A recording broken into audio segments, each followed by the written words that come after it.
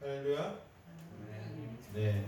우리는 지금 계속해서 오직 믿음으로 구원받는다는 것을 배우고 있습니다. 이 사실을 부인하는 사람은 적어도 기독교 내에서는 거의 존재하지 않을 거라고 믿습니다. 맞죠? 만약 믿음으로 구원받는다는 사실을 부인하는 사람이 있다면 그는 기독교인이 아니라는 말과 거의 동일한 단어일 것입니다. 왜냐하면 이단들조차도 사실은 믿음으로 구원받는다라고 하는 기독교의 절대적인 진리를 부인하지 않기 때문이죠. 심지어 다만 그들은 믿음만으로는 좀 부족하다라고 얘기를 하는 게 문제죠. 대부분의 이단들, 뭐 다는 아니지만 대부분의 이단들은 믿음으로 구원받는다라고 하는 것까지 동의를 하지만 믿음 플러스 뭔가 더 필요하다라고 얘기를 하는 겁니다. 다른 것을 첨가하거나 혹은 자신들의 교주를 믿음의 대상으로 섬기도록 한다는 것이 문제인 것이죠. 결국 교회에 다니는 그리스도인이라고 하는 거의 모든 사람들은 우리가 믿음으로 구원을 받는다는 것에 동의를 한다는 것입니다. 여러분도 동의를 하십니까? 그런데 문제는요, 교회에 나오는 모든 사람이 자신은 믿음이 있다라고 주장을 한다는 게 문제입니다. 이게 뭐 문제일까요? 정말로 믿음과 구원에 대하여 조금 정말로 매우 신중한 소수의 몇 사람을 제외하고는 거의 대부분의 사람들은 내가 믿음이 있다라고 주장을 해요. 나는 믿음을 가지고 있습니다. 그러면서 그 사람에게 당신은 구원을 받았습니까? 라고 물어보면 또 그렇게 확신을 하지 못하는 것을 보게 됩니다. 그래요, 나는 구원을 받았어. 난 믿음이 있기 때문에 구원을 받았어요. 라고 얘기하는 사람들은 사실 또 그렇게 많지 않아요. 사람은 믿음으로 구원을 받는다라고 하는 이 성경의 절대적인 진리를 믿고 있음에도 불구하고 그 또한 자신은 믿음이 있다라고 분명히 자신 있게 이야기함에도 불구하고 스스로의 구원받음에 대한 것에는 확신을 하지 못한다는 것입니다. 왜 이런 상황이 벌어진 것일까요? 그것은 바로 자신의 삶과 믿음이 분리하는, 자신의 삶과 믿음을 분리하는 이 현대의 그리스도인들의 형태 때문입니다. 많은 그리스도인들이 자신의 실생활과 자신의 믿음 생활을 분리한 채 살아가요. 사실 이게 하나인데도 불구하고 믿음과 실생활이 철저히 분리되어 살아가는 현대의 그리스도인들은 교회 안에서 그리고 교회 밖에서 충분히 자신이 믿음이 있다고 말은 하지만 실상 그들의 삶의 구체적인 부분에 들어가게 되면 믿음과는 전혀 별개의 삶을 살고 있는 것을 발견하게 됩니다. 때문에 그들은 혼란스러워하는 거예요. 나는 교회를 다니고 예수님을 나의 구원자로 믿고 또 입으로 그것을 시인하고 세례도 받았는데 또 헌금도 하고 교회 봉사도 하는데 여러 가지를 내가 다 하는데 그래서 나는 믿음이 있는 것 같은데 내 삶은 구원과 너무 거리가 먼 것은 아닌가 하는 생각을 하게 되는 겁니다. 즉 내가 교회 안에서 하는 모든 행동은 아무리 봐도 구원받은 자의 모습인 것 같은데 교회 밖에만 나가면 나의 삶은 구원과는 전혀 거리가 먼 세상 사람들과 전혀 구분되어지지 않는 그런 모습으로 살아가고 있는데 그렇다면 나는 정말 구원받은 사람이 맞는가라고 하는 생각을 가지지 않을 수가 없게 되는 거죠. 그래서 그들은 믿음으로 구원을 받는 진리를 통해서 내가 예수를 믿으니 당연히 구원을 받을 것이라는 사실을 머리로는 알고 있지만 그들의 양심이 그들의 거룩하지 못한 삶을 통해서 구원을 부인하도록 만들고 있는 것입니다. 도저히 이 양심이 그래 나는 구원받은 자를 떳떳하게 얘기를 못하게 만드는 것이죠. 상당수의 많은 그리스도인들이 지금 이러한 상태에 놓여 있습니다. 정말로 많은 그리스도인들이 이러한 영적인 상태에 놓여 있어요. 굉장히 위험한 상태이기도 하거든요. 때문에 많은 사람들이 이렇게 질문을 던집니다. 구원에 이르는 믿음은 어떤 믿음입니까? 그렇다면 구원에 이르는 그 믿음은 어떤 믿음입니까? 여러분 어떻게 생각하세요? 나는 온전한 믿음을 가지고 있으며 이로 인해서 나는 구원을 받았다라고 자신 있게 말할 수 있겠습니까? 저는 오늘 여러분과 이 말씀을 통해서 이 믿음과 구원에 대한 확신을 가질 수 있기를 소망합니다. 오늘 말씀이 여러분과 저에게 정말 그렇게 은혜가 되기를 소망합니다. 교회 안에서 성도들의 모습을 보게 되면요, 각자 믿음의 모습들이 각각 다른 모습으로 나타나는 것을 보게 돼요. 왜냐하면 우리는 각각의 사람의 외모와 성향이 다르듯이 믿음의 모양과 믿음의 행위도 다르게 나타나는 것을 보게 되는 겁니다. 공통적인 부분도 있겠죠. 공통적인 부분도 있겠지만 각자가 생각하는 믿음의 모양은 그 사람이 이해하는 말씀의 깊이와 살아온 배경과 주관이 맞물려서 나타나기 때문이죠. 그래서 동일하게 다 똑같이 획일적으로 믿음의 모습이 나타나진 않아요. 그래서 이렇게 생각을 하는 거죠. 누구의 믿음이 바른 믿음이고 누구의 믿음이 구원받을 만한 믿음인가 라고 하는 것을 서로 비교해 가면서 얘기를 합니다. 성도들이. 어떤 분은 모두가 본받을 만한 믿음을 보이는 반면에 어떤 이들은 과연 저렇게 믿어서 구원을 받을 수 있을까 싶은, 과연 저렇게 믿음 생활을 하는데 저렇게 믿음의 모습을 보이는데 저 사람은 과연 구원 받은 게 맞을까라고 하는 그런 모습을 보이는 사람도 많이 있습니다. 왜 교회 안에서 모두가 하나의 믿음으로 나아가는데 서로 그 모습이 다르고 행위가 다르며 성숙이 다른지에 대한 의문이 들지 않을 수 없는 것이죠. 그러나 결론적으로 말씀드리자면 이러한 믿음의 모습은요, 구원과는 전혀 관계가 없다는 것입니다. 왜냐하면 성경은 성도의 믿음의 분량이 각각 다르다고 말하고 있어요. 또한 믿음에 대한 성숙이 다른 것을 이야기합니다. 누구는 어린아이와 같다면 어떤 이는 장성한 분량의 믿음이 있고요. 하나님은 각각의 믿음에 대해서 은사를 더하여 주셨기 때문에 그 믿음을 자신의 은사와 더불어서 표현하는 사람이 많이 있기 때문이죠. 로마서 12장 3절을 보면요, 이렇게 얘기를 합니다. 바울이 내게 주신 은혜로 말미암아 너희 각 사람에게 말하노니 마땅히 생각할 그 이상의 생각을 품지 말고 오직 하나님께서 각 사람에게 나누어 주신 믿음의 분량대로 지혜롭게 생각하라고 얘기하고 있습니다. 믿음의 분량대로. 즉 우리는 다 똑같은 믿음을 가지고 있지 않다는 겁니다. 때문에 누구의 믿음은 구원받을 만한 믿음이고 누구의 믿음은 구원받지 못할 만한 믿음이라고 우리가 정확히 구분해서 말할 수가 없는 거예요. 그럼에도 불구하고 우리는 그렇게 많이 말을 하죠. 대부분은 그런 겁니다. 좀 어린아이와 신앙 같은 사람들은 좀 믿음이 없는 것처럼 보일 때가 많이 있기 때문에 그런 말들을 하는 것이죠. 그렇다면 정말로 구원에 이르는, 정말 구원을 받을 만한 참된 믿음은 무엇인가에 대한 우리는 말씀을 의문을 품어야 될 것입니다. 우리는 우리에게 주어진 믿음의 분량의 다름도 알고 아직 연약한 믿음을 가진 자와 장성한 믿음의 분량을 가진 자의 차이도 분명히 알고 있어요. 또한 각자가 가지고 있는 열정도, 능력도, 은사도 다 다름을 우리는 충분히 인지하고 있습니다. 때문에 모두가 하나님의 약속을 믿는 진실한 믿음의 소유자라고 하는 전제 아래서, 즉 여기 저와 여러분이 다 하나님 안에서 정말 진실한 믿음을 가진 자라고 하는 전제 아래에서 정말 구원받을 만한 믿음이 무엇이냐라고 한다면 저는 그것에 대해서 첫 번째로는 인내로서 끝까지 견디는 믿음이다라고 말하고 싶어요.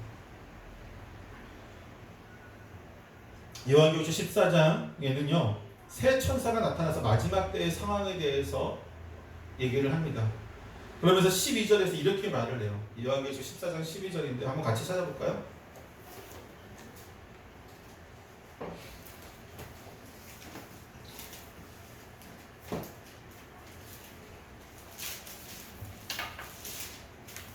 요한복음, 요한계시록 14장 12절입니다.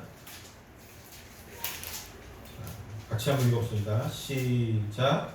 성도의 인내가 여기 있나니 그들은 하나님의 계명과 예수에 대한 믿음을 지키는 자니라. 자, 성도의 인내가 여기 있다고 했어요. 이때가 지금 이 세 천사들이 지금 마지막 때에 대해서 마지막 환란에 대해서 얘기하고 있는데 성도의 인내가 지키는 거라고 얘기했어요. 믿음을 지키는 거. 마지막 때에 성도의 인내가 나타나는 것이 바로 예수에 대한 믿음을 지키는 것이다 라고 얘기하고 있죠. 이어서 13절에서 또 이렇게 얘기합니다. 같이 읽어봅시다. 시작. 또 내가 들으니 하늘에서 음성이 나서 이르되 기록하라. 지금 이후로 주 안에서 죽은 자들은 복이 있도다 하시며 성령이 이르시되 그러하다. 그들이 수고를 그치고 쉬리니 이는 그들이 행한 일이 따름이라 하셨더라. 아멘. 지금 이후로 주 안에서 어떻게 하는 자요? 죽은 자들. 주 안에서 죽었다는 얘기는 앞에서 얘기했던 건 다른 말로 하면 끝까지 믿음을 지켰다는 말과 똑같은 말이에요. 성도들이 행한 일에 따라서 그들의 수고가 그치지고 쉴 것이라고 말하죠. 그 성도들이 행한 일이 무엇입니까? 그것이 바로 끝까지 믿음을 지킨 것이라고 얘기하고 있어요. 믿음으로 죽었다는 것이죠. 예수님도 같은 말씀을 하십니다. 마태복음 24장 13절에서 대환란에 24장에서 대환란에서 얘기하죠. 대해서 말씀하실 때 예수님은 이렇게 얘기해요. 끝까지 견디는 자는 구원을 얻으리라 하고 말씀하세요.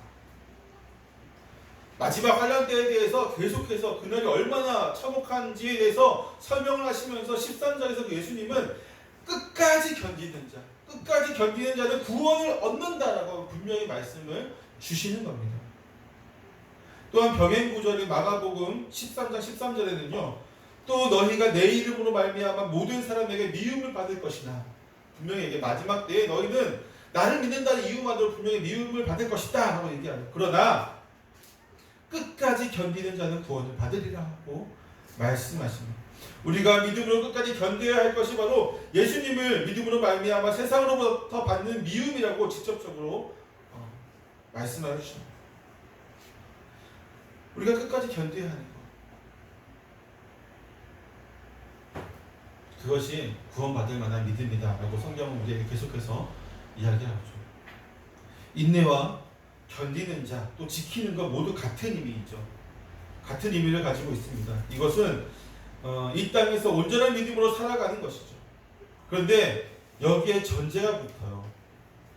그것은 끝까지라는 시간의 전제이죠. 그냥 인내가 아니고, 그냥 지키는 것이 아니고, 그냥 견디는 것이 아니라 끝까지 인내하고 끝까지 견디고 끝까지 지키라. 무엇을? 믿음을 말합니다. 우리는 이 땅에서 사는 동안에 그 어떠한 시련과 고난, 절망과 역경이 몰려온다고 할지라도, 또는 어떠한 유혹이 우리를 넘어뜨리려고 할지라도 끝까지, 정말로 끝까지 믿음을 지켜야만 하고, 이러한 믿음이야말로 구원에 이른 참된 믿음이 되는 것이죠. 히브리서 기자는 이것을 이렇게 증언을 합니다. 히브리서 11장 13절 한번 읽어볼까요? 히브리서 11장 13절.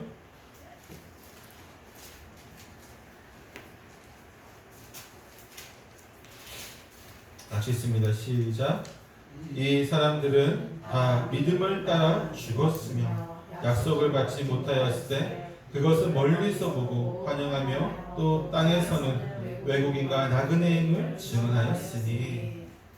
이 사람들은 누구예요? 믿음을 지킨 선진들이잖아. 히브리서 11장은 믿음장이라고 하죠. 믿음에 대해서 쭉 이제 얘기를 하고, 믿음은 바라는 것들의 실상이다, 보지 못하는 것들의 증거다라고 하는 어떤 개념적인 설명을 하고 나서 쭉 믿음의 선진들에 대해서 이야기를 합니다. 그런데 그 믿음의 선진들이 믿음을 따라 죽었다라고 얘기를 하고 있어요. 즉 끝까지 믿음으로 말미암아 살았지만 약속을 받지 못하고 다만 멀리서 보고 환영만 하였다라고 히브리서 기자는 얘기하고 있습니다. 그들은 예수 그리스도의 그림자만 보았다는 거예요. 예수 그리스도라고 하는 구원자라고 하는 것에 대해서 실체를 만나보지는 못했지만 약속을 받고 희미하게 그가 올 것이다라고 하는 어떤 그림자, 암시, 어떤 확신과 비슷한 그런 그림자, 어떤 그런 것을 받은 거죠.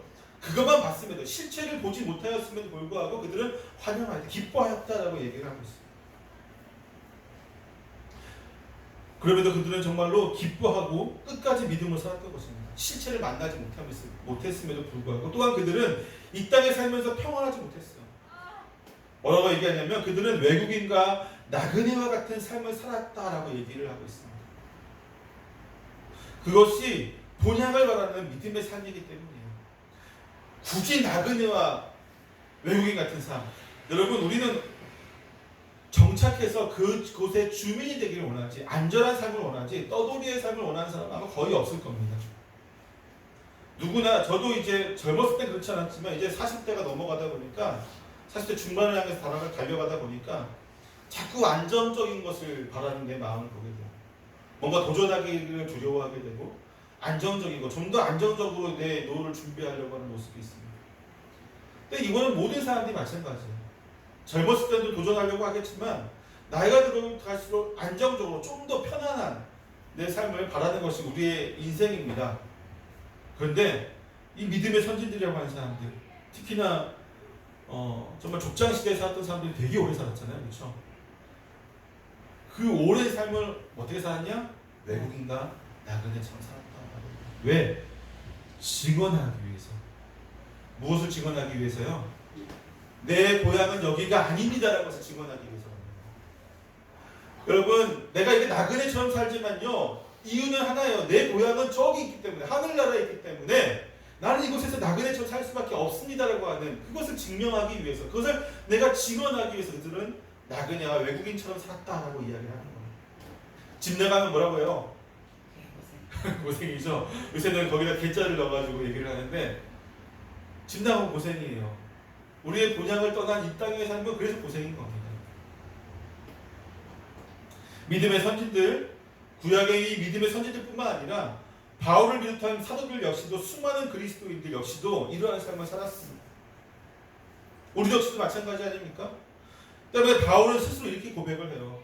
디모데후서 4장 7, 8절에 보면 이렇게 얘기를 합니다. 나는 선한 싸움을 싸우고 나의 달려갈 길을 마치고 믿음을 지켰으니 이제 후로는 나를 위하여 의의 면류관이 예비되었으므로 곧 의로운 재판장이 그날에 내게 주실 것이다. 주실 것이며, 그러면서 덧붙이는 말이 뭐냐면 내게만 아니라 주의 나타나심을 사모하는 모든 자들에게 도리라고 얘기하고 있어요. 이 말은 다른 말로 하면은 끝까지 믿음을 지켰던, 나를 포함한 끝까지 믿음을 지켰던 모든 사람들에게 이렇게 주실 것이다 라고 얘기를 하고 있는 거예요. 믿으십니까? 끝까지 믿음을 지킨 자들. 결국 우리의 삶이 세상에서 끝나는 순간이 올 때까지 믿음을 온전히 지키며 사는 것이 바로 구원받을 만한 믿음이라고 할 수 있는 것이죠. 물론 이렇게 얘기할 수 있어요. 마지막까지 가봐야지 아는 거니까 지금은 알 수 없겠네요. 그렇죠? 그렇다면 우리는 또한 끝까지 견디고 지켜야 하는 이 믿음이 어떤 믿음이어야 하는지를 알아야 돼요. 그냥 끝까지 지켰어요. 단순히 예수 그리스도를 믿는 것이라고 말한다면요, 그것은 끝까지 인내하고 견디는데, 끝까지 인내하고 지키고 견디는데 별로 큰 문제가 되지 않을 거예요. 단순히 난 예수님을 믿어요, 이 정도로만 끝난다면. 그렇죠? 지금도 많잖아요, 그런 사람들. 그렇죠? 교회도 안 나오면서 난 예수 믿는 사람도 있고요, 온갖 악행은 다 저지르면서 난 예수 믿는다고 이야기하는 사람들이 많이 있습니다. 이 말에는요, 믿음에 따르는 그 어떠한 희생이나 대가에 대한 말이 빠져있기 때문에, 예수님이 나를 대신하여 십자가에 달리셔서 모든 죄의 값을 치르셨기 때문에 나는 그냥 그러한 예수님을 믿기만 하면, 그렇게만 된다면 된다고 생각하는 것이죠. 믿기만 하면 된다라고 생각하는 거예요. 그것은 매우 잘못된 생각이죠. 왜 예수님이 내 죄를 다 대신해서 십자가에 돌아가셨는데 난 그냥 믿기만 하면 끝나는 거 아니야? 목사님들이 맨날 믿기만 하면 구원 받는다는데 난 믿어. 그렇게만 거기서 끝나버리면 굉장히 잘못되고 왜곡된 신앙을 가지게 됩니다.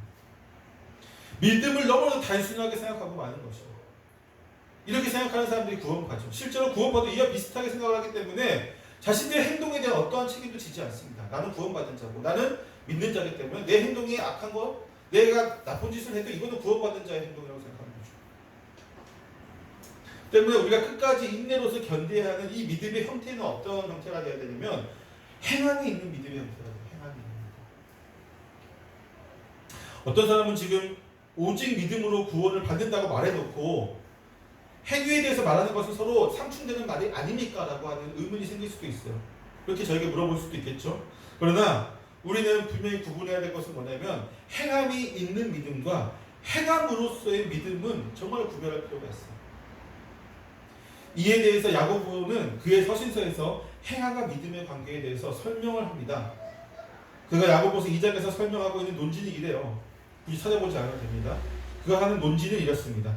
믿음을 가진 사람은 그 믿음대로 행할 수밖에 없다는 거죠. 만약 그가 믿음이 있다라고 말하면서 행동으로 그 믿음이 보여지지 않는다면 그 믿음은 가짜라고 하는 것이 사실은 전체적인 맥락의 논지예요. 때문에 행함과 믿음을 서로 나누어 생각하므로 행함을 통해서 믿음을 얻는 것이다. 라고 이해하는 것은요, 매우 잘못된 행동이에요. 잘못된 생각인 것이죠. 행함과 믿음은 서로 한 몸 같은 겁니다. 다만 믿음은 내면에 속에 존재하고 있어서 볼 수가 없는 거죠. 그리고 행함은 겉으로 드러나는 것입니다. 마치 자동차의 엔진과 그 외형과 같이 자동차의 외형이 아무리 화려하다고 할지라도 그 차의 신장이라고 할 수 있는 엔진이 없으면 그 차는 단순히 모형이 지나지 않아요. 모형이에요. 모형. 값비싼 모형이 되겠죠. 또한 아무리 좋은 엔진이라고 할지라도 자동차의 그 외형을 가지지 못한다면, 바퀴와 문과 여러 가지 자동차의 그런 모습을 가지지 못한다면 그 엔진에 전혀 쓸모없는 잡동사니 이에 지나지 않게 될 것입니다. 결국 우리는 어떤 행함이 있는 것이 진짜 구원받은 믿음인가라고 하는 질문을 던지지 않을 수 없어요. 그렇다면 다시 한번 처음으로 돌아가서 누구의 행함은, 저 사람의 믿음의 모습이 그러면 구원받을 만한 믿음의 행동입니까? 라고 다시 돌아갈 수 있습니다. 때문에 우리로 되게 또 혼란스럽게 만들죠. 각자 믿음의 동일한 믿음 안에서 다 믿음의 분량이 틀리고 믿음의 모습이 틀리다고 했는데 다시 또 행함이 있는 믿음, 그럼 그 행함이 있는 믿음은 또 어떤 믿음이냐라고 하는 의문을 들 수 있어요. 우리로 혼란스럽게 만듭니다. 왜냐하면 이 믿음의 선진들의 시대처럼 믿음의 선진들의 시대는 정말로 구분하기 쉬웠어요. 행함이 있는 믿음 어떤 겁니까? 창이 목에 왔을 때, 내가 묶여서 십자가에 달렸을 때 그때도 찬송가 부르고 주기도문을 외치면서 예수를 부인하지 않는 거예요. 이게 행함이 있는 믿음이라고 생각했어요.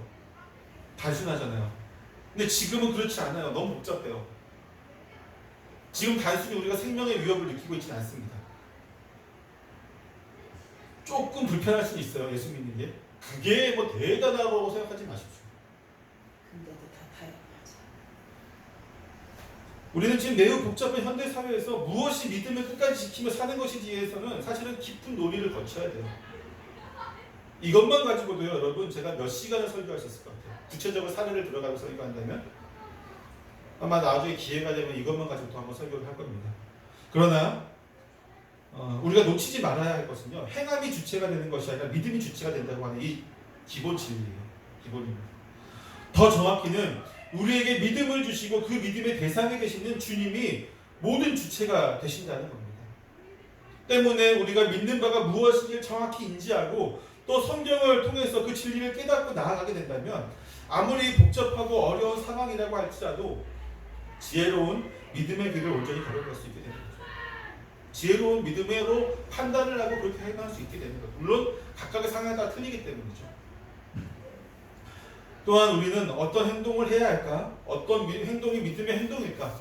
어떻게 해야만 끝까지 믿음을 가지고 인내할 수 있을까 등의 문제를 고민할 필요가 사실상 없습니다. 왜냐하면 만약 우리가 정말로 하나님의 선택을 받은 구원받은 백성이라고 한다면요, 우리는 우리의 믿음의 주체가 되신 예수 그리스도와 그분이 보내신 성령의 인도함으로 반드시 구원받을 만한 믿음을 보일 것이기 때문입니다. 그 모든 상황과 환경과 모든 역경과 모든 그것을 통틀어서 내가 정말 구원받은 자다, 예수님께서 나에게 함께 하신다, 내가 그를 정말 믿는다고 한다면 성령이 계속 우리를 그렇게 인도할 거예요. 그것에서 알맞은 정말 우리로 하여금 믿음의 선택을 하도록 인도한다는 겁니다. 믿으십니까? 그런데 우리는 항상 문제가 뭐냐면요, 다른 사람을 보기 때문에 문제가 됩니다. 다른 사람의 믿음이, 다른 사람 보면서 그 사람의 믿음이 정말로 구원받은 믿음인가 하는 궁금증을 가지고 있어요. 저도 사역을 이제 벌써 한 15년째 하고 있잖아요.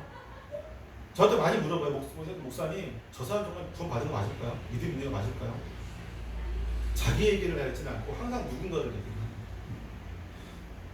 때문에 구원받을 만한 믿음을요, 믿음의 형태로서만 본다면 그 사람의 행함과, 지금 정말 행하고 있는 거죠, 끝까지 믿음을 견디하는지를 그냥 결과만을 통해서 판단해야 돼요. 그렇죠? 하지만 이렇게 한다면요, 이 또한 우리의 인식과 지혜의 한계로 인해서 잘못된 판단을 할 수 있습니다. 만약 어떤 사람이요, 정말 그러한 믿음, 이러한 믿음의 형태를 가지고 있다 할지라도, 즉 주위 사람들에게 끝까지 인내함으로 승리하고 온전히 행함이 있는 믿음을 가진 것처럼 보일지라도 그것이 가짜 믿음일 수 있다는 겁니다. 누가 봐도 저 사람은 구원받을 만해, 저 사람의 행함과 그리고 끝까지 죽을 때까지 그 믿음을 가지고 죽었어요. 가진 것처럼 보여요, 우리에게. 근데 물론 대부분은 아닐 것이라고 생각되지만 인간의 악한 본성은요, 충분할 정도로 사람들 앞에서 마지막까지 우리가 가면을 쓰고 이 세상을 떠날 수 있도록 만듭니다. 혹은 가면이 벗겨지기 전에 불의의 사고로 떠날 수도 있겠죠.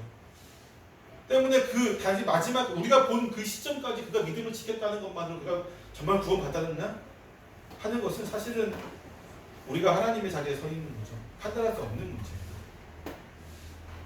결국 이러한 구원에 이를 만한 믿음의 형태를 가지고 있다고 할지라도 그 믿음이 참된 것인지 것인지는 그에 대한 판단은요, 주변 사람들의 주관적인 생각이 아니라 지극히 객관적인 판단이 가능한 우리 스스로의 양심에 의해서만 이루어진다는 겁니다. 우리 스스로의 양심. 그리스도 안에서 성령으로 거듭난 믿음의 사람은 과거에 악으로 물든 양심을 버린다고 얘기하고 있어요. 그리고 선한 양심을 가지게 됩니다.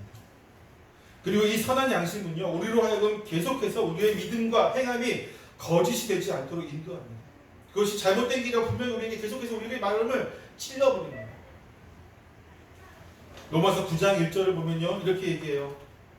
내가 그리스도 안에서 참말을 하고 거짓말을 아니하노라. 나에게 큰 근심이 있는 것과 마음에 그치지 않는 고통이 있는 것을 내 양심이 성령 안에서 나와 더불어 증언합니다.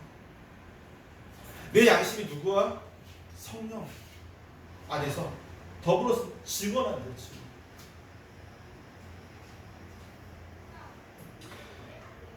결론적인 말씀을 드립니다.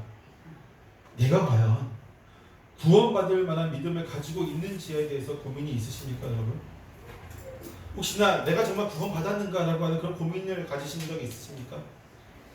이러한 고민 자체가 선한 양심이 우리에게 말하고 있는 것입니다.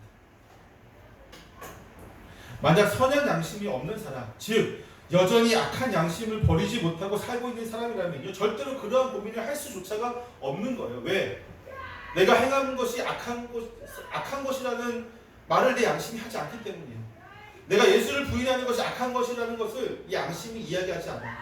내가 예수님의 말씀대로 행하지 못하고 있는 것에 대해서 이 양심이 아무런 말도 하지 않는다고요. 그냥 지금으로도 충분하다라고 계속해서 얘기를 합니다. 적당히 해. 지금으로도 충분해. 아예 조금 더 들어도 괜찮아. 이렇게 얘기한다고요. 어떤 양심이요? 악한 양심. 선한 양심을 가지지 못한 사람은 그렇게 돼요. 그 사람은 결코 더 나은 모습으로 좀 더 거룩한 믿음의 행실로 나아갈 수 없습니다. 그 어떠한 양심의 소리도 그에게 없기 때문에. 다시 한번 말씀드립니다. 예수 그리스도 안에서 그의 부르심에 힘입어서, 그의 보혈의 공로를 힘입어서 이제는 정말 거룩하게 되었던, 의롭다 칭함받은 우리는요, 비록 겉모습은 여전히 세상에 나가서 악으로 인한, 죄로 인한 때가 묻긴 하지만 우리 마음은 이미 선한 양심으로 가득 차 있기 때문에 이것이 더럽다고 느낀다고요. 밖에서 우리가 행하는 말과 언어와 생각과 그 모든 것들이 우리의 겉에서, 우리 겉사람에 묻어지는 이 더러움들을 더럽다고 인식하게 된다고요. 선한 양심. 이것을 가진 자가 진정으로 구원받을 만한 믿음인 것입니다. 사랑하는 성도 여러분, 결론적으로 얘기했어요. 다른 사람이 구원받을 만한 믿음을 가지고 있는가 없는가는 사실은 우리의 믿음 생활에 전혀 필요 없는 질문인 거예요. 그 사람은 어떤 심리를 가지고 있는지 아세요? 저 사람이 구원받을 만한 믿음이 있습니까? 라고 목사님이나 누군가에게 물어보는 그 사람의 심리는 어떤 것이냐면, 내가 저 사람보다 나아요 라고 하는 것을 인정받고 싶은 마음인 거예요. 목사님, 내가 저 사람보다 나았잖아요. 그것을 좀 더 인정받고 싶은 마음인 것 같아요. 여러분, 다른 사람이 중요한 게 아니고 내 선한 양심이 나를 찌를 때에 반응해야 돼요. 다른 말로 하면 성령에 민감하게 반응하는 거. 성령에 민감하게 반응하는 거. 성령이 우리 양심을 통해서 찌를 때에 우리 즉시로 반응해서 우리 어떠한 죄도 우리로 하여금 우리가 하나님 앞에 부끄럽지 않도록 우리 스스로를 단련하고 연단하고 정말 전문가같이 되어서 하나님께 나아가야 될 것입니다. 그런 저와 여러분 되시기를 축원합니다. 아멘. 기도하겠습니다.